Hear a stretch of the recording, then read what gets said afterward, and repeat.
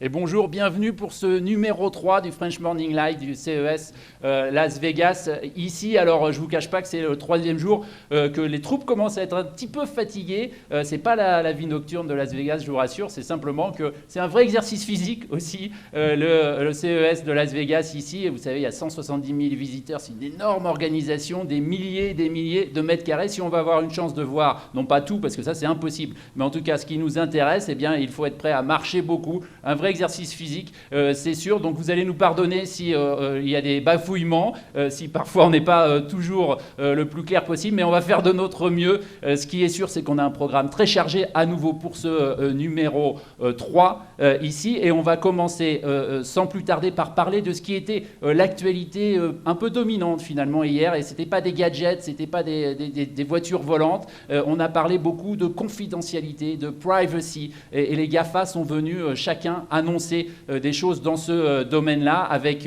notamment Google, par exemple, qui est venu dire ici qu'ils allaient faire une modification pour leur assistant vocal, la Google Assistant. Désormais, on pourra demander à Google Assistant d'oublier ce qu'il aura juste entendu au cas où on aurait fait enregistrer par erreur, par exemple. C'est une phrase « Hey Google, that wasn't for you » qui est supposée ordonner à Google d'oublier tout ce qui avait été entendu précédemment. Alors, c'est censé nous rassurer. Il y en a beaucoup que ça va inquiéter, parce qu'évidemment, ça veut dire en creux que Google peut nous écouter un peu tout le temps, et y compris quand on n'en est pas conscient. Ces peurs, finalement, des consommateurs, eh bien, tous les GAFA, tous les grands en sont très, très conscients. C'est pour ça qu'ils sont venus ici. Même Apple, qui boudait le CES depuis plusieurs années, qui n'était pas venu, ils sont revenus pour parler justement de privacy, de confidentialité. Facebook aussi a abordé ce sujet. Ils en ont tous conscience. Si on veut que la technologie se développe, et toutes ces technologies sont fondées finalement dans leur cœur sur l'accumulation, l'agrégation de data, et bien si on veut qu'elles s'imposent dans le grand public, ici on est au CES, c'est consumer, donc c'est crucial que le grand public adopte finalement ces technologies. Si on veut que ça soit le cas, les GAFA et tous les autres le savent bien, il faut rassurer le public sur la confidentialité, sur l'exploitation des données. C'était donc finalement le grand sujet, encore une fois rien à voir avec les gadgets. Mais je vous l'ai dit, un programme très chargé, donc on va commencer tout de suite avec notre première séquence, c'est la démo du jeu. Et pour la démo, j'accueille notre invité qui est Arnaud Chéreau. Alors démo, c'est un peu exagéré parce que vous n'êtes pas venu avec votre engin, et pour cause, votre engin c'est un vélo solaire, électrique solaire, très très innovant, très intéressant. Il fait pas mal le buzz sur le stand où il est, évidemment, il y a beaucoup de curiosité. Donc vous n'êtes pas venu avec, mais on a des images. Néanmoins, vous êtes allé filmer pas loin d'ici, dans le désert, avec votre engin, c'est ça? On voit ces images, je pense. Exactement. Bonjour Emmanuel. On est arrivé au CES avec le Wello. Donc on ne l'a pas amené sur le plateau. Effectivement, il est sur le stand en train d'être présenté à de futurs partenaires, clients et futurs autres potentiels pour la suite de l'aventure Wello, et notamment une aventure US, étant donné les précommandes qu'on est en train de prendre avec ces acteurs. On présente une nouvelle gamme. C'est-à-dire que jusqu'ici, on a fourni le véhicule à différents partenaires clients, des grands comptes français comme La Poste, EDF, la ville de Saint-Denis-de-la Réunion, La Possession, Le Mans, le ministère de l'Intérieur qui a commandé également, et d'autres régions de France qui sont en train de se positionner.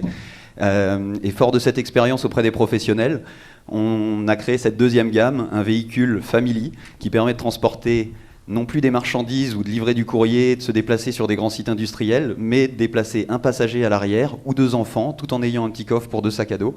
Et donc on est allé faire quelques images à Red Rock Canyon, qui est un endroit splendide, magnifique dans les environs. Et c'est une boucle de 30 km, c'était vraiment un bon moment d'équipe, juste avant le CES Unveil, donc on a eu un timing assez serré pour être présent le soir. Alors on va expliquer un peu ce que c'est que Wello, outre que c'est un très bon nom évidemment, mais on a aussi des images qu'on a faites sur le salon qui sont des images de l'engin lui-même.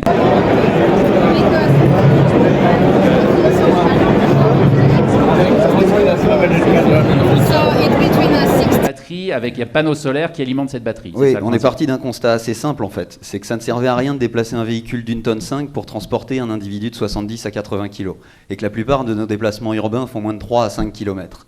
Enfin, on considère aussi chez Wello que se déplacer est un droit fondamental de l'être humain, au même titre que manger, boire ou dormir. Et du coup, qu'est-ce qu'on a fait pour y répondre ? On a pris le meilleur de deux mondes, celui du vélo et de la voiture. On a développé un vélo cargo à 3 roues équipé d'une carrosserie qui vous protège des intempéries, de panneaux solaires en toiture qui permet de réalimenter la batterie. Et en fonction du territoire, par exemple, à La Réunion, on arrive à être autonome en énergie. En fonction de l'endroit en France ou dans les différents pays ou différents États, ça sera soit une charge complète, soit un complément. Mais ça permet de préserver la batterie, prolonger son autonomie. Donc on a, sans les panneaux solaires, 60 km d'autonomie. Avec les panneaux solaires, on peut monter jusqu'à 100 km. Et du coup, le véhicule est également pleinement connecté, ce qui permet pour les professionnels d'avoir des services complémentaires sur...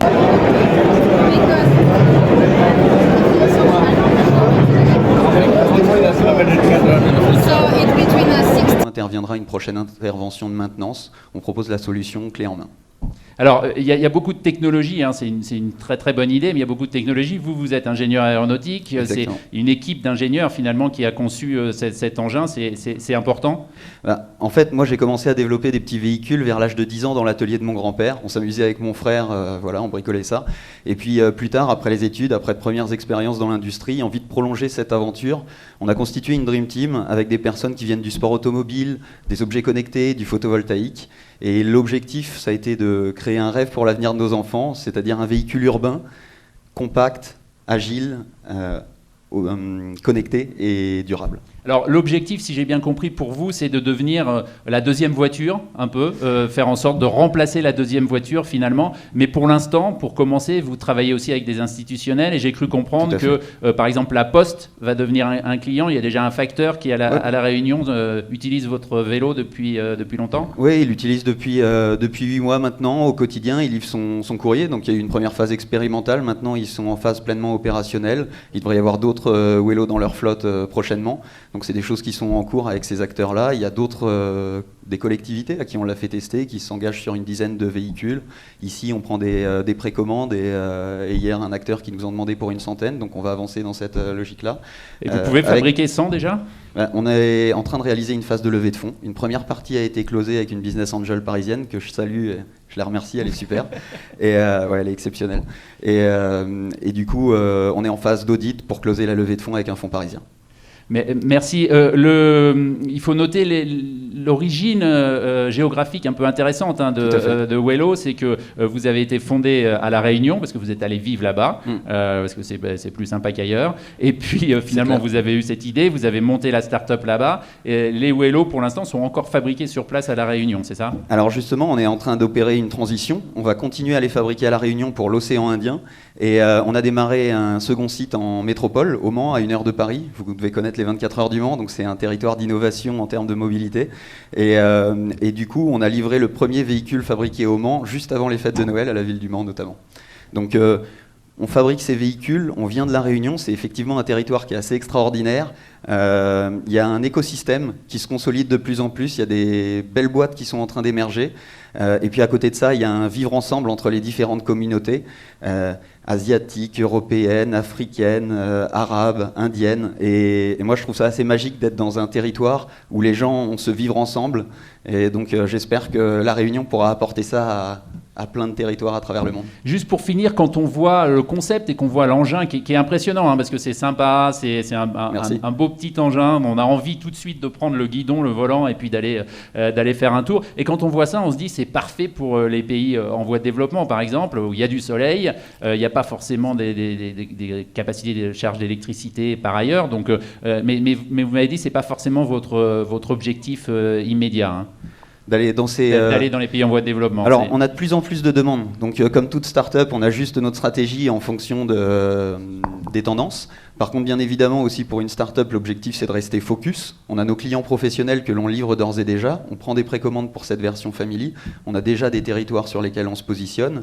Et justement, tout à l'heure, quand je vous disais qu'il y avait d'autres typologies de partenaires que l'on rencontrait, c'est des personnes qui nous disent « Écoutez, moi, ce véhicule-là, je le cherche depuis longtemps pour la Floride, la Californie ou autre. Est-ce que vous seriez intéressé pour qu'on développe le business sur tel ou tel Ici, aux États-Unis, le marché, c'est pour être les fameuses golf carts là, qu'on voit dans certains villages en Floride ou ailleurs, pour ne pas citer de nom, des flottes entières de golf carts que vous pourriez remplacer, par exemple. Typiquement, le marché, c'est dès qu'il y a besoin de se déplacer sur des courtes distances, mais avec une autonomie quand même conséquente de 60 km pour une journée. Ce qu'on a remarqué, c'est que chez les professionnels, entre 30 et 90% des véhicules ne font jamais plus de 20 km par jour. Donc c'est une hérésie d'avoir des véhicules qui restent en stand-by. On paye une assurance, des frais de stationnement, des choses comme ça. On mobilise du foncier si on a un parking pour ça. Alors qu'avec un véhicule beaucoup plus léger, on peut répondre également à ces besoins de mobilité et remplacer ces autres véhicules qui existent, qui ont été développés il y a maintenant peut-être 30 ans. Donc c'est une nouvelle génération de véhicules plus durables. J'ai menti, ce n'était pas ma dernière question. La voilà, ma dernière question, c'est combien ? Combien Alors, ça coûte ? la version professionnelle pick-up et cargo est de 4 900 à 6 900 euros. Et la version passager, family, excusez-moi, un petit peu de fatigue comme vous disiez tout à l'heure. La version family, on a le siège arrière qui se transforme également en coffre, qui permet de ramener ses courses quand on n'a pas de passagers, et donc est à 7 900 euros. Et on met en place des systèmes de leasing aussi pour faciliter l'acquisition des différents utilisateurs. Formidable. Arnaud, merci beaucoup d'avoir passé du temps. Vous voulez ajouter un mot ? Je voulais juste vous dire, on a commencé il y a 4 ans avec 3 000 euros et un container à l'île de la Réunion. Et aujourd'hui, on est une jeune entreprise de 10 personnes qui passe à 12, qui livre ses clients grands comptes, qui est présent au CES avec cette version Family, qui permet de remplacer la deuxième voiture d'un couple. Donc tout est possible et merci à French Morning pour cette invitation aujourd'hui. Merci à vous. C'est très clairement, Wello est fait partie, décidément, je vous l'avais dit, j'avais annoncé, fait partie de ces startups en lice pour le concours de la startup la plus sympa, la plus cute. Donc, je vous dis, tout le monde est toujours très intéressé sur vos stands. C'est marrant de voir les gens découvrir, et pourtant, ça manque pas ici de gadgets et autres très, très intéressants. Donc, bravo en tout cas, et merci d'avoir passé un peu de temps avec nous. On va tout de suite prendre notre prochaine séquence, c'est le speed briefing qui va parler de défense, curieusement.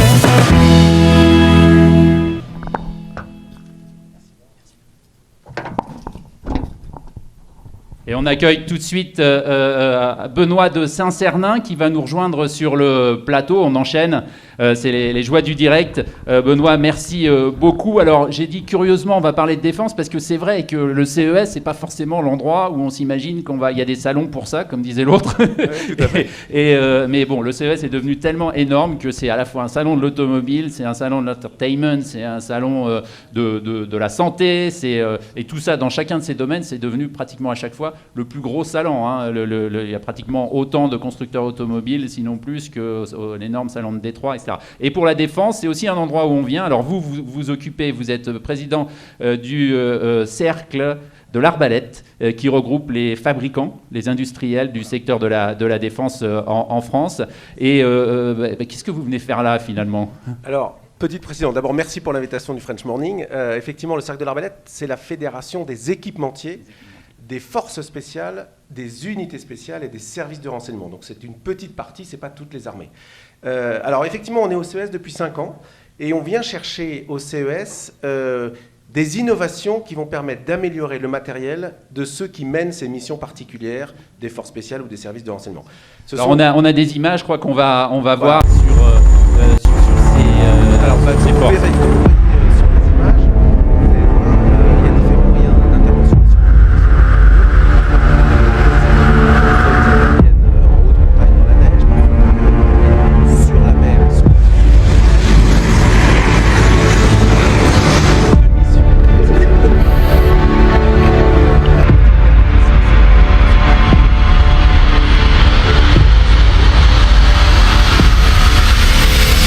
Donc le job du cercle de l'Arbalète, et en venant au CES, c'est ce qu'on fait, c'est d'essayer d'avoir la dernière techno qu'on va pouvoir leur donner pour avoir un temps d'avance. Donc si je voulais une phrase un peu polémique, je vous dirais que d'une certaine manière, on court derrière la créativité des terroristes, et qui est une créativité malheureusement monstrueuse, mais si on la prend en valeur absolue, parfois c'est assez génial. Bon, eh bien, on n'avait pas vu ça, on n'avait pas su le détecter, on n'avait pas su l'anticiper. Donc le cercle de l'Arbalète vient au CES et s'intéresse à tous les sujets, que ce soit la médication d'urgence, que ce soit la protection balistique, les outils de communication, l'intelligence artificielle, la blockchain, tous les sujets qui vont permettre d'améliorer l'équipement du combattant. Alors, qu'est-ce que vous avez vu de plus intéressant comme, disons, grande tendance pour des choses qui pourraient aider l'équipement des forces spéciales, par exemple? Alors, pour vous donner un exemple très concret, on a trouvé au CES une petite valise médicale qui était pourtant destinée à des maisons de retraite. On a sélectionné cette start-up, on l'a présentée aux médecins des forces spéciales et visiblement, enfin pas visiblement, je peux le dire, c'est officiel maintenant, mais ils en ont fait une valise de soins pour soigner en urgence un blessé grave qui ne peut pas être transporté et qui doit être soigné sur place. C'est 100% un fruit de l'innovation trouvée au CES. Et ce que disait Gary Shapiro, c'est qu'au CES, quand une boîte vient, elle a 10 usages en tête, quand elle repart, elle en a 100. On est exactement ces usages supplémentaires qui n'avaient pas du tout été imaginés par les créateurs des startups. Donc, dans le médical, on a trouvé des choses, et l'année dernière et cette année. L'année dernière, on avait trouvé une chaussure qui avait un système d'amortissement pour que les marathoniens, enfin les gens qui courent souvent, s'abîment un peu moins les articulations. Ça permet de soulager au moment où ils courent. Eh bien, en fait, on en a fait un petit détournement, parce que nos militaires sont équipés très lourdement. Entre le point de départ et l'arrivée, ils sont entre 33 et 37 kilos, je dirais en moyenne, il y en a qui vont au-delà. Eh bien, ce système d'amortissement, le mettre sur les chaussures des militaires quand ils ont un raid important à faire, ben voilà un nouveau fruit du CS. Ce n'était pas du tout imaginé par les concepteurs. On est plus dans aider les forces spéciales aujourd'hui, telles qu'elles opèrent aujourd'hui avec les concepts d'aujourd'hui, que d'imaginer les concepts du futur, la guerre du futur avec des guerres entre robots, entre drones, ce genre de choses. C'est pas forcément ça qui vous intéresse ici? Eh bien si. Eh bien si, parce que, en fait, je reprends, la chose, c'est que, en fait, c'est ce que commencent à faire les terroristes. Les terroristes ont, d'une certaine manière, zéro limite, peuvent équiper une petite jeune fille de 8 ans, 10 ans et en faire une bombe humaine. Nous, ce qu'on nous demande derrière, pour parler clairement sur cet exemple, est-ce qu'on peut trouver un système dans la jumelle qui permet de savoir si la petite demoiselle, elle est chargée ou pas? Et après, il y a la doctrine d'emploi, c'est autre chose. Mais on sait que demain, ces terroristes vont utiliser des robots. Et tout ce qui est mobilité, les drones, que ce soit drones roulants, drones volants, etc. Pour vous donner un autre exemple un peu dur, on a eu 2 blessés très lourds dans une unité des forces spéciales. C'était un drone, je ne vais pas citer la marque, un drone très connu en France, un jouet, sur lequel ils ont mis une mine antipersonnelle. Ben, c'était pas idiot. Malheureusement, le truc est venu, il s'est posé, il a pété. On a nos 2 opérateurs des forces spéciales ont perdu leurs jambes, mais de manière... ils n'ont plus du tout de jambes à cause de ce truc-là. C'est quand même un jouet qui a été transformé en une arme avec une mine antipersonnelle. Donc, utiliser des robots, du drone, de la mobilité, etc., ils vont y aller. Ils y sont sûrement déjà. Donc, nous, on est obligés aussi, on s'oblige à être informés de ça. Et le CES est une remarquable plateforme pour ça. Très bien. Merci beaucoup pour votre temps. Ouais, on aborde vraiment tous les sujets ici, les anecdotiques et les amusants, les beaucoup plus sérieux et dramatiques malheureusement. Mais c'est aussi l'intérêt du CES, cette grande plateforme. Et si je peux saisir l'occasion du French Morning pour dire qu'au Cercle de l'Arbalète, qui est une fédération d'entreprises, en fait, tous les sujets nous intéressent. Que vous n'ayez surtout pas l'image que c'est militaire, donc c'est des armes, donc c'est de la munition, etc. Pas du tout. La médication, ça nous intéresse, la nourriture, ça nous intéresse, la mobilité, ça nous intéresse. Donc il n'y a pas de limite. Et pour tous ceux qui suivraient cette émission, qui n'hésitent pas à contacter le Cercle, on a clairement des chances de leur proposer des applications. Voilà, c'est ce qui est intéressant avec les militaires, ils sont très forts en recrutement, ils font ça beaucoup, donc merci beaucoup Benoît pour tout ça. On va tout de suite accueillir notre prochaine session avec un invité qui va nous rejoindre en plateau. Et notre prochain invité, c'est Jean-Philippe Sora qui va nous rejoindre ici. Merci beaucoup. Avec Aurélie Brett aussi, si vous pouvez le rejoindre. On va faire cette prochaine séquence sur un sujet qui est très intéressant pour énormément des startups et des entreprises au-delà des startups françaises qui viennent ici, parce qu'elles viennent évidemment pour se faire connaître, mais elles viennent aussi parce qu'elles sont intéressées très souvent par le marché américain. Donc comment on s'implante aux États-Unis, comment on conquiert ce marché américain et comment on réalise réalise son rêve américain.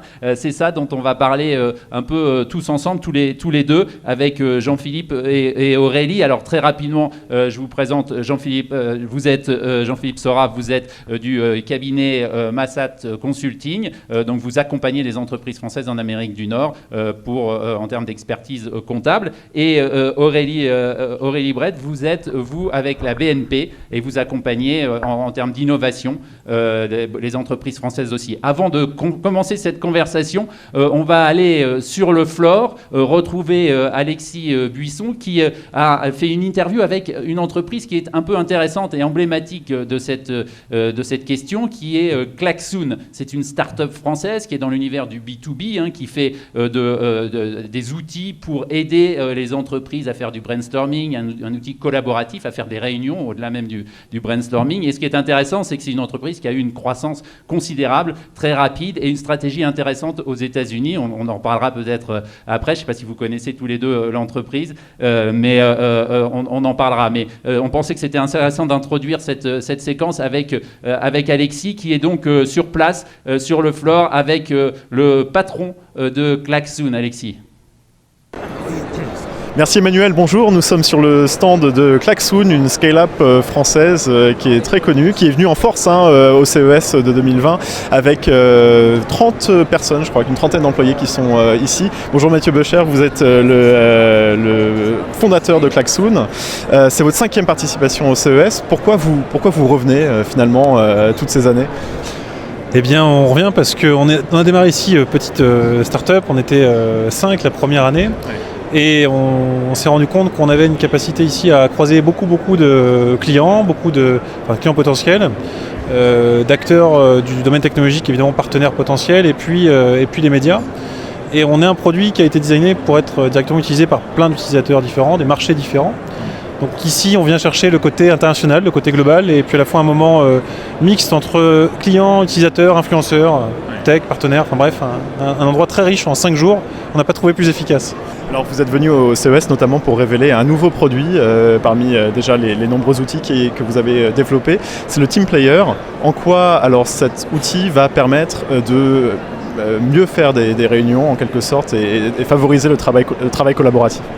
Alors c'est simple, nous ce qu'on fait depuis le début de Klaxoon, c'est de mettre en place les méthodes agiles industrielles qui ont été inventées dans les années 60 par des acteurs comme Toyota, des méthodes qui sont robustes, efficientes, etc., qui ont été validées par des années de production, montrer que ces techniques qui font la part belle au partage d'informations, au management visuel notamment, fonctionnent, et on a rendu tout ça accessible dès le début de Klaxoon sur n'importe quel device, notamment les téléphones portables, et on peut faire avec Klaxoon des réunions très efficaces, y compris depuis son téléphone à l'autre bout du monde. Mais le deuxième point, c'est qu'on a évidemment un intérêt à prendre avantage des grands écrans qui sont de plus en plus disponibles. Et là-dessus, il y a un point manquant, il y a une forme d'ordinateur qui n'existe pas, qu'on invente avec le Team Player, qui est une console comme une console de jeux vidéo, mais là qui est dédiée au management visuel et qui va vous servir à afficher sur n'importe quel écran une information. Pourquoi pas des brainstorm Klaxoon, pourquoi pas autre chose, parce que c'est un device qui va s'ouvrir au marché. Et pour la première fois pour l'histoire de Klaxoon, on se positionne comme un acteur qui donne accès à d'autres outils, évidemment votre CRM favori, que vous allez pouvoir appeler et afficher sur n'importe quel écran, dans une manière, encore une fois, management visuel, donc très clair, très naturel. Et donc ce produit sort en juin de cette année, juin 2020. Il a déjà attiré l'attention de Shaquille O'Neal, je crois, qui a vu le nom Team Player affiché là-haut. Voilà, donc peut-être qu'il sera utilisateur. On espère bien. On a déjà des joueurs NBA qui utilisent la solution dans son état actuel. Et c'est vrai que le mot Team Player lui a parlé. On s'inspire beaucoup de ce qui se passe dans le monde du sport. Quand on prend plaisir à jouer en équipe et en plus à gagner, on va beaucoup plus loin. On vous souhaite de continuer à gagner. Très bien, merci beaucoup. Merci Mathieu Becher. Merci Emmanuel et à vous. Merci Alexis. Donc on voit bien que Klaxoon, c'était intéressant comme exemple parce qu'effectivement ils ont une croissance très rapide. Et puis là on venait parler de la NBA, c'est une entreprise française basée à Rennes mais qui a su s'américaniser finalement dans sa démarche ici. Et je voulais commencer avec ça finalement Jean-Philippe. Dans les entreprises que vous accompagnez ici, ce que vous voyez comme problématique pour les entreprises françaises, qu'est-ce qui est le plus important quand on commence à envisager d'attaquer le marché français? On a eu plein de conversations ces derniers jours avec des jeunes startups, des gens qui sont toujours, ils ont toujours ce rêve américain et ils se disent oui, je sais bien, il faut que je vienne, mais c'est un peu overwhelming le marché américain. Comment on se prépare bien pour venir aux États-Unis? Alors, merci Emmanuel de m'accueillir sur ce plateau. Eh bien, S'il y a un conseil que je peux donner aux jeunes startups françaises qui vont démarrer, qui vont démarcher le marché américain, déjà premièrement, ne vous dites pas, comme on peut parfois le faire, parce que les moyens sont limités, je vais tout faire tout seul. Faites-vous accompagner, surtout aux États-Unis. Faites-vous accompagner à tous les niveaux. On est sur un marché qui est totalement différent du marché français. Un marché qui offre énormément de possibilités, mais on pourrait un peu comparer ça à l'Union européenne. Les États-Unis sont un État fédéral, donc 50 États, 50 législations différentes, en plus une législation fédérale. Donc vraiment, faites-vous accompagner. On peut déjà parler d'un point de départ. Une fois qu'on a testé le marché, parfois depuis la France, eh bien, on va commencer à vouloir facturer depuis les États-Unis. Donc créer une structure qui va être 100% américaine. Et là, va se poser la question déjà du choix de la structure qui va être déterminant pour la vie de l'entreprise. Et aussi, si on veut lever des fonds sur le territoire américain, eh bien, certaines structures, comme la plupart du temps les C-Corp pour les levées de fonds, seront conseillées. Voilà, souvent au Delaware. Alors, justement, c'est un point que je voulais aborder, le Delaware, et c'est ça, on me dit à chaque fois, j'arrive, je vais créer une société dans le Delaware parce que je ne paierai pas d'impôts. Attention, c'est faux. Ça n'a rien à voir. C'est totalement faux. Ça peut être vrai pour certaines sociétés, mais certainement pas pour une start-up. Voilà. Le Delaware, c'est moins une question d'impôts que aussi, comme le Delaware accueille énormément d'entreprises, il y a les infrastructures, voilà. Alors, le Delaware a une législation déjà qui est très favorable pour les entreprises, mais c'est aussi un paradis identitaire. C'est-à-dire que vous avez une société dans le Delaware, personne ne saura qu'elle vous appartient. Donc, il faut savoir que, OK, on peut créer une société dans le Delaware, ça va être excessivement simple, mais ça ne vous exemptera pas d'impôts, parce qu'il y a deux niveaux d'imposition. Déjà, le fédéral, vous serez toujours imposé. Et puis, après, il y a le niveau étatique. Et vous allez être votre société sera imposée dans l'État dans lequel elle aura des établissements stables, donc des salariés, des bureaux ou des entrepôts. Donc vous pouvez vous enregistrer dans le Delaware, et puis si vos bureaux sont en Californie, la société paiera ses impôts en Californie. Voilà. Juste un dernier point par rapport au Delaware. Mais moi je suis expert comptable français et américain. Et donc quand j'étais en France, on a eu des problèmes, certains de nos clients ont eu des problèmes avec le fisc français parce que leur filiale était incorporée dans le Delaware, et donc le fisc, qui n'y connaît pas grand-chose, ne connaît rien à la filiale, considère, ne se dit pas que c'est un paradis fiscal, mais considère que la filiale est une société à risque parce qu'elle est enregistrée dans le Delaware. Donc le Delaware, attention. Voilà. Très bien. C'est intéressant parce que c'est le réflexe premier de la plupart des entrepreneurs qu'on voit ici. Ils pensent aux États-Unis, il faut s'installer au Delaware, ce qui est finalement un mythe. Tout à fait, ça peut être intéressant. Ça. Voilà. D'accord. Ouais, tout à fait. Très bien.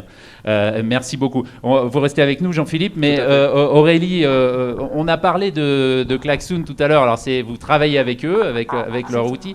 Quand je disais que c'était intéressant, c'est qu'il y a eu une démarche vraiment de la part de Klaxoon très professionnelle dans l'attaque du marché américain, avec un marketing très américain. Ils se sont payés un tour des États-Unis l'année dernière avec un énorme bus, camion même, pour faire parler d'eux. Enfin, ils ont une démarche B2B, mais ils ont compris qu'il fallait investir beaucoup. Et c'est vrai qu'on entend souvent dans les retours d'expérience des choses qui n'ont pas forcément marché, c'est que les entreprises françaises viennent ici avec beaucoup d'ambition, mais pas toujours les moyens. C'est ça l'obstacle principal finalement ? L'obstacle principal, je ne sais pas, mais effectivement, Klaxoon a fait un show à l'américaine. Donc, pour reprendre l'histoire de Klaxoon, pardon. Plus proche de la bouche. Plus proche, pardon.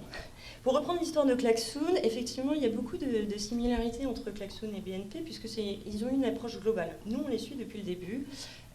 En France, avec BNP Paribas, on a été leur partenaire bancaire, mais aussi, on est client de Klaxoon. Et Klaxoon, comment ils ont fait pour venir sur le marché américain ? Ils sont venus d'abord avec des clients européens qui les ont portés ici. Comme BNP Paribas était client de Klaxoon en France, et maintenant aussi on est client... Ah pardon. Et on est également client avec BNP de Klaxoon. On les a portés, ils sont venus comme ça sur le marché américain avec des clients européens, et après, ils se sont installés, ils ont créé une structure. Et maintenant, ils sont complètement une scale-up ici et ils ont une histoire fantastique. Aujourd'hui, Quand vous disiez tout à l'heure qu'il est très important de s'entourer, oui. Je pense que pour réussir ici, pour les sociétés françaises, il faut s'entourer. Et on a la chance, je pense aussi que les startups françaises ont la chance aujourd'hui, en 2020, d'avoir une expertise autour d'eux, ici installée aux États-Unis, avec des organisations comme French Founders, des organisations de network, où on peut... Les start-upers doivent prendre cette expérience pour l'utiliser et scaler ici aux US. Après, effectivement, pour scaler aux US, il faut y aller à l'américaine, il faut faire comme Klaxoon, il faut faire du show, il faut investir. Après, les investissements qu'ils ont faits sur le marketing ne sont pas si énormes, mais ils ont fait le show à l'américaine. Et c'est ce que doivent faire les start-up françaises. Parce que quand vous voyez des start-up françaises ici, des pitchs de start-up françaises, et des pitchs de start-up américains. C'est parfois un peu douloureux. C'est très douloureux. Et en fait, je suis très peinée parce que je sais que techniquement, les start-up françaises sont plus talentueuses, mais le pitch ne va pas. C'est pas vendeur, il n'y a pas d'ambition, c'est pas concret. Les Américains, c'est très simple, il faut que ça soit concret, il y a un produit et qu'ils voient les dollars. C'est simple, assez simple. Et les Américains, eux, ont cette faculté à vous raconter une histoire, à vous vendre une solution qui n'existe pas, et c'est magnifique, et vous y croyez. Et c'est ça qu'il faut donner aux start-upers français, parce que le talent, on l'a, la technique, on l'a, donc il faut y aller à fond au niveau marketing et ce qui a très bien réussi Klaxoon. Ça nous amène à parler d'un enjeu crucial pour les entreprises françaises qui s'installent ici, c'est le recrutement. Trouver les bonnes personnes, justement celles qui vont être capables, parce qu'elles sont américaines et n'ont pas d'accent français, de faire des bons pitchs aussi, mais pas seulement, plus largement, de bien comprendre le marché, etc. Donc d'un point de vue, j'allais dire législatif, réglementaire, etc. Enfin, qu'est-ce que vous conseillez d'un point de vue, de votre point de vue, aux entreprises françaises qui s'installent ici pour tout ce qui est recrutement? Alors, allô? Oui. D'un point de vue législatif, c'est assez simple. Le droit du travail américain est beaucoup plus souple, on le sait, que le droit du travail français, puisque tout simplement le contrat de travail n'existe pas, ça n'est pas obligatoire. Donc ça change quand même énormément la donne. On pense souvent, on lit sur Internet, quand on va se développer aux États-Unis, que les charges sociales sont bien moindres qu'en France. C'est vrai.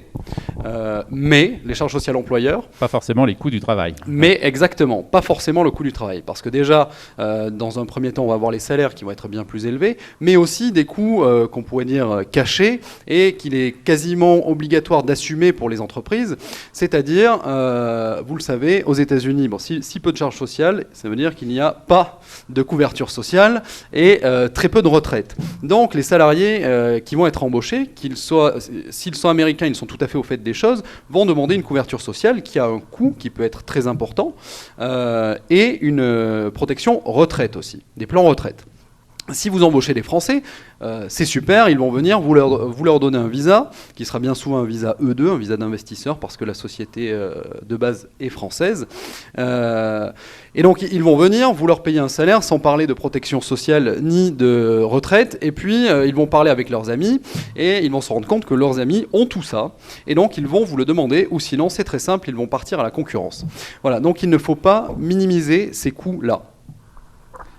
De ce point de vue-là, du point de vue du recrutement et du management du personnel, on parle souvent à des entrepreneurs ici, à des employeurs français ici, qui ont du mal aussi à s'adapter à la culture du rapport des Américains avec l'entreprise. Il y a des choses qui sont différentes. Alors il y a évidemment un chômage qui est plus bas, donc il y a aussi une fidélité finalement aux entreprises moins importante. On peut être viré du jour au lendemain, ça veut dire aussi qu'on peut partir du jour au lendemain, aller au plus offrant, etc. Il y a un rapport avec le personnel qui est différent de celui auquel on peut être habitué en France. C'est aussi un challenge que vous voyez avec les gens que vous accompagnez? Oui, tout à fait. Au niveau du recrutement, ce que je dirais, c'est qu'il y a certains postes qui doivent être pris par des Américains.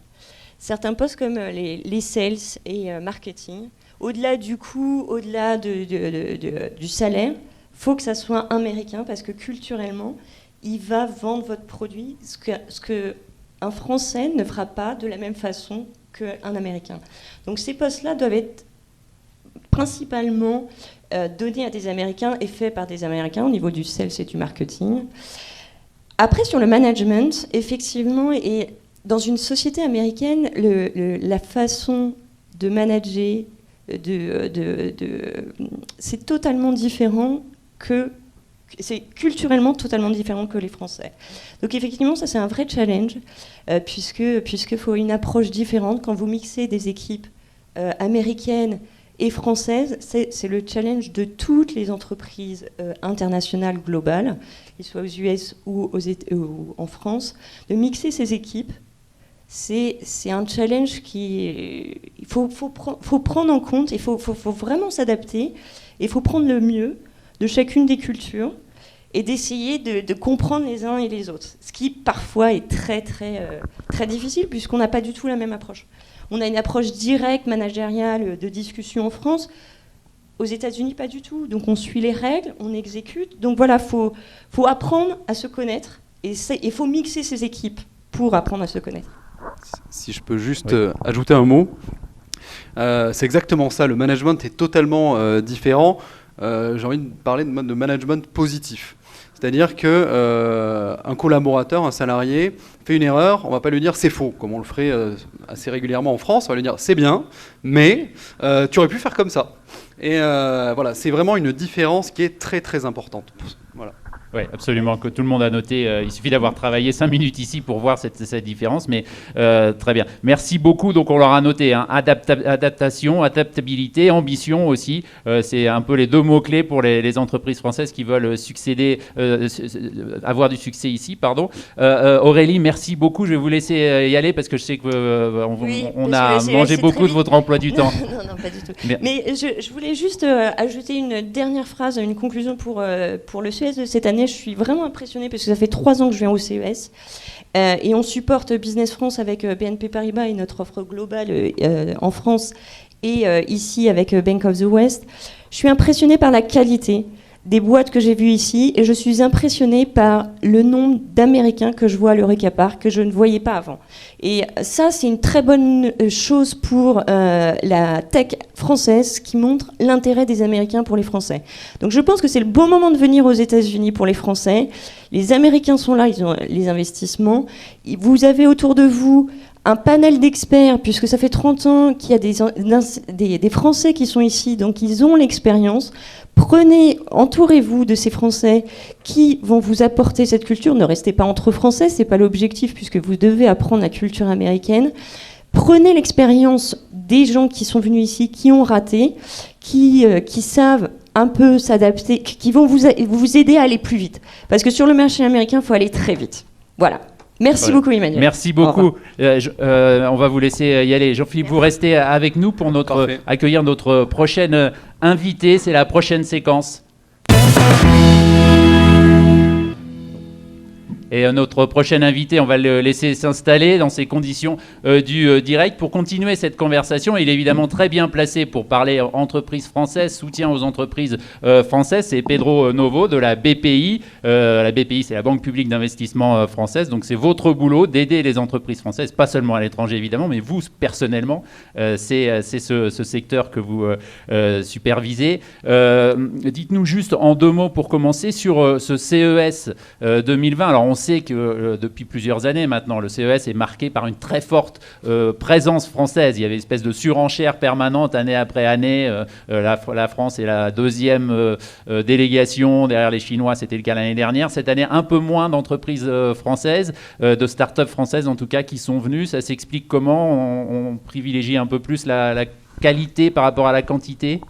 Oui, bonjour Emmanuel, c'est effectivement ça le fond du sujet, c'est-à-dire que sur un mouvement qui était nécessaire de monter en puissance en termes d'attractivité, on vient d'en parler, de permettre et de pousser davantage d'entrepreneurs français à venir à la rencontre de l'état de l'art, de l'innovation, de la technologie, de venir jouer en Champions League sur la notion de présenter sa technologie, de réussir à scaler son modèle ici à Las Vegas. On a progressé de manière très forte depuis 2013. On est arrivé à un niveau record l'année dernière, près de 400 entreprises qui étaient présentes ici, et cette année 300 comme vous le signaliez. On a atteint un niveau de maturité avec moins finalement d'entreprises qui sont sur des technologies qui sont moins en disruption, qui sont moins dans la rupture, et davantage de technologies qui apportent un service et une valeur ajoutée très forte ou avec des promesses très importantes. Donc on a un signe de maturité, un signe de visibilité renforcée et une attention, on vient d'en parler également, des investisseurs et des donneurs d'ordre américains sur ces mêmes technologies.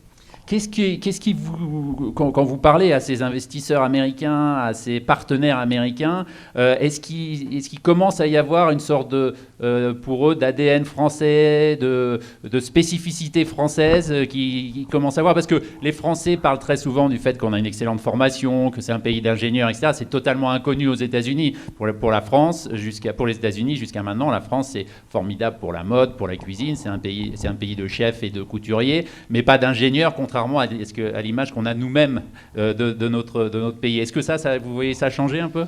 Alors la France est un grand pays de mathématiques, c'est un grand pays de mathématiciens, c'est une grande nation d'ingénieurs, et ça les Américains, je vous assure, ils le savent très bien. Ils savent très bien, jusqu'à présent, ils les faisaient venir, et maintenant, depuis près de 2 ans, ils commencent à investir en France. On n'a jamais vu autant d'Américains à Paris venir chercher des cibles, investir dans des fonds d'investissement, à nos côtés, chez BPI France, et le mouvement est massif. Tenez-vous bien, en 2013, c'était 1 milliard d'euros d'investissement dans les startups en France. L'année dernière, c'était 4 milliards d'euros d'investissement dans les startups en France. Vous avez vu ce qui s'est passé à peine 5 ans. 2019, 5 milliards. Et là-dedans, vous avez une large partie d'Américains qui ont vite compris qu'il y avait des ingénieurs plus fidèles, on vient d'en parler sur les RH, moins chers et beaucoup plus attractifs. Parce que jusqu'à il y a effectivement 2-3 ans, quand une boîte française voulait se faire financer par un fonds américain, il fallait devenir une boîte américaine pour des questions, alors ça peut parfois être encore le cas, mais ça restait quelque chose d'exotique. Il y avait 2-3 fonds américains qui, par nature, s'étaient intéressés à l'Europe et à la France, mais on n'allait pas au-delà. Il y a eu un vrai changement presque systémique de ce point de vue-là de la part des investisseurs américains. Il y a eu un changement systémique, il y a aussi un changement d'approche de l'image, il y a eu un travail marketing qui a été fait, on a parlé de Business France, il y a eu BPI France qui a fait également à côté de Business France un grand travail. Nous avons, avec Romain Serment, le directeur USA de BPI France qui est installé à San Francisco, un travail en profondeur qui a été fait auprès des grands et des puissants investisseurs de la vallée, pour commencer par là, puis à New York, nous avons également Marine Richer-Mos qui représente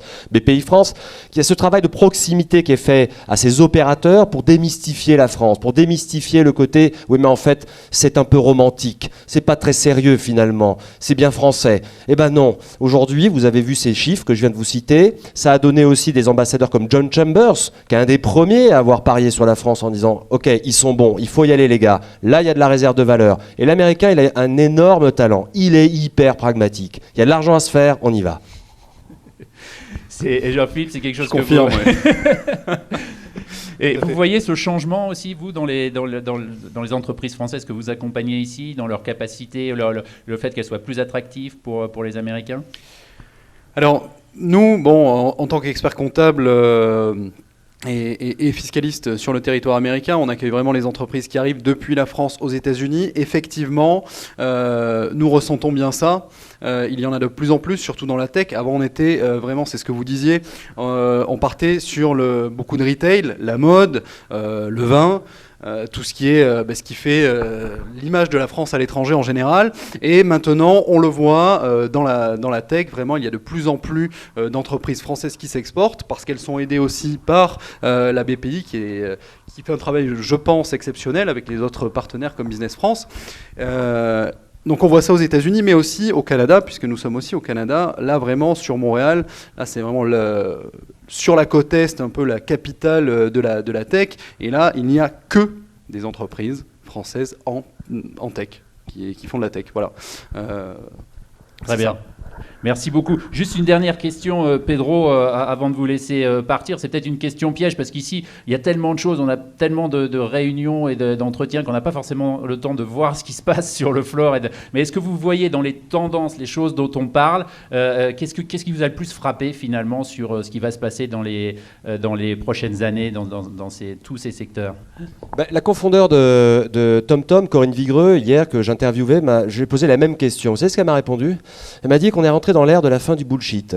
C'est-à-dire qu'on est dans le sérieux et qu'aujourd'hui, globalement, sur le salon, on voit des choses qui sont plus concrètes, plus proches du marché, avec une application qui soit directement valorisable, avec un impact direct sur votre business. On voit également une notion montée très forte dans ce qui est exposé sur la responsabilité sociétale, sur le management et la diversification également, sur la technologie. On voit beaucoup de sujets, c'est très mainstream aujourd'hui, hein, sur la mobilité urbaine, la smart city, l'attention à l'environnement qui est quand même montante. Alors c'est peut-être pas la priorité ici à Las Vegas en ce moment, mais c'est une réalité montante de beaucoup de startups qui amènent des technologies sur ces sujets de l'environnement et d'amélioration de la vie. La santé est en train de prendre un poids extrêmement important. On voit beaucoup d'applications. Et ce que disait également, ce que disent les entreprises que nous croisons également et les observateurs, c'est qu'on est à la veille du cycle des 10 prochaines années. Ça fait 2-3 ans qu'on en parle, mais plus on avance et plus on se rapproche du mur sur la technologie de demain, l'arrivée de la 5G, l'avènement de l'intelligence artificielle.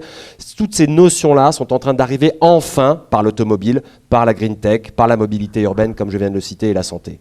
Formidable. Merci à tous les deux d'avoir consacré ce temps à votre visite. Merci. On va continuer notre émission pour la toute dernière séquence. Vous pouvez y aller. On va avoir notre prochaine invité, toujours dans les conditions du direct. Le prochain invité tout de suite.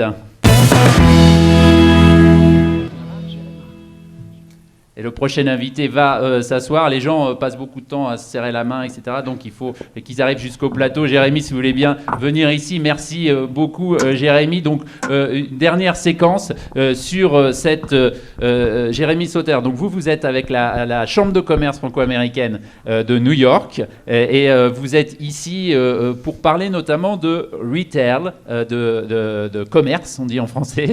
Mais le mot anglais finalement est de plus en plus utilisé dans le secteur, y compris en français. Vous êtes très présent à la Chambre de commerce sur ces questions-là pour essayer d'aider, de voir les tendances, de voir ce qui se passe dans ce domaine du retail. Donc, question très simple. Qu'est-ce qui vous a le plus marqué sur ces questions-là? Qu'est-ce que vous avez vu au cours de ce CES qui va éventuellement changer la donne dans les années qui viennent sur le retail? Eh bien, merci Emmanuel. En effet, le retail, c'est un sujet important pour la Chambre de commerce. Nous avons toutes les grandes marques françaises du retail qui sont dans notre réseau, et ainsi que des innovateurs. Donc, ce qui a été intéressant sur ce show, c'est une entreprise sur laquelle j'ai eu vraiment de l'intérêt. C'est une entreprise nantaise voilà, qui s'appelle justement Retail VR, donc VR for Virtual Reality, réalité virtuelle. Et donc, c'est une entreprise qui offre un showroom virtuel, et donc ils sont en ce moment en proof of concept avec Nespresso en France, et donc c'est l'idée, c'est qu'on se retrouve dans une boutique Nespresso, voilà, on a l'impression vraiment, on voit même les rues autour, et on peut voyager dans la boutique et par exemple ouvrir des capsules et alors découvrir toutes les informations que l'on n'aurait pas même dans la boutique sur le détail des cafés. On peut aller toucher des machines à café, on peut voir comment ça marche, comment les manipuler. Voilà, donc c'est assez intéressant, je trouve, parce que comme il me l'expliquait, parfois les clients dans les boutiques n'osent pas forcément poser toutes les questions, sont un peu timides par rapport aux vendeurs.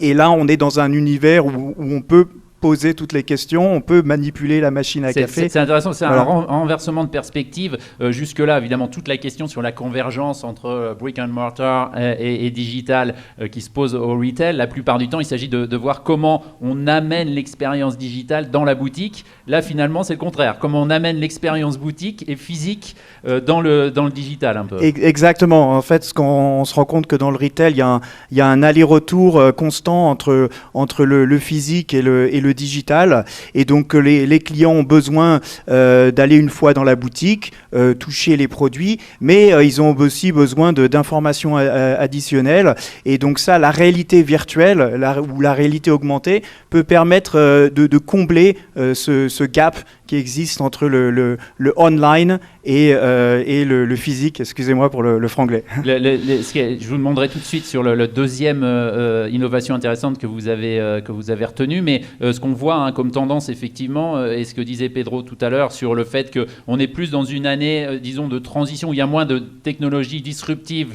mais vraiment des technologies plus appliquées, ce qui est une sorte de cycle habituel au CES ici. On voit bien que sur la VR et sur la réalité augmentée, on est vraiment là. Il y a eu des choses très exotiques qui ont été présentées les précédentes années, et là on entre dans une ère où on va commencer à les appliquer vraiment sérieusement avec des applications concrètes, réelles de la réalité virtuelle et de la réalité augmentée finalement. Et exactement. Et en termes de réalité virtuelle et réalité augmentée, oui, une deuxième application. Alors ils devaient venir au show de Las Vegas, malheureusement à la dernière minute, n'ont pas pu venir. C'est une entreprise qui s'appelle Minsar et qui en fait est une sorte de do-it-yourself de la réalité augmentée, de la réalité virtuelle, et qui permet aux marques, qui permet aux entreprises qui veulent faire par exemple de l'éducation, de créer eux-mêmes leur expérience immersive de réalité augmentée, réalité virtuelle. Donc c'est vraiment pour démocratiser cet accès. Il n'y a pas besoin d'être codeur, et c'est une marque c'est une entreprise qui est basée sur Paris, qui vient de lever $1 million et qui va se développer à New York dans les prochains mois. Donc on aura le plaisir d'ailleurs de les inviter lors de notre prochain événement sur la réalité augmentée, réalité virtuelle et le retail à New York le 16 mars. Formidable. Merci beaucoup Jérémy pour toutes ces explications. C'était intéressant de clore ce troisième épisode sur le retail parce que le grand cirque, le grand Barnum des salons va se déplacer la semaine prochaine pour New York. En tout cas, une partie des gens qui sont ici et une partie des exposants justement pour l'énorme conférence, l'énorme salon du retail qui s'appelle la NRF qui a lieu tous les ans et donc ça commence lundi, je crois, lundi prochain. Et il y aura beaucoup de Français qui seront là aussi. On en reparlera. Merci à tous de nous avoir suivis pour ce troisième épisode de French Morning Live ici au village français du CES 2020, au village francophone décidément du CES 2020. Je me reprends sous le contrôle de Marc-Lionel Gâteau qui est très vigilant là-dessus, village francophone. On se retrouvera demain pour un dernier épisode sur le floor qu'on va tourner directement sans doute sur le floor du CES à l'Eureka Park. Merci à tous, avec plein d'innovations encore, plein d'autres inventions et plein de futurs, plein de choses à parler pour le futur. Merci de nous avoir suivis. À demain.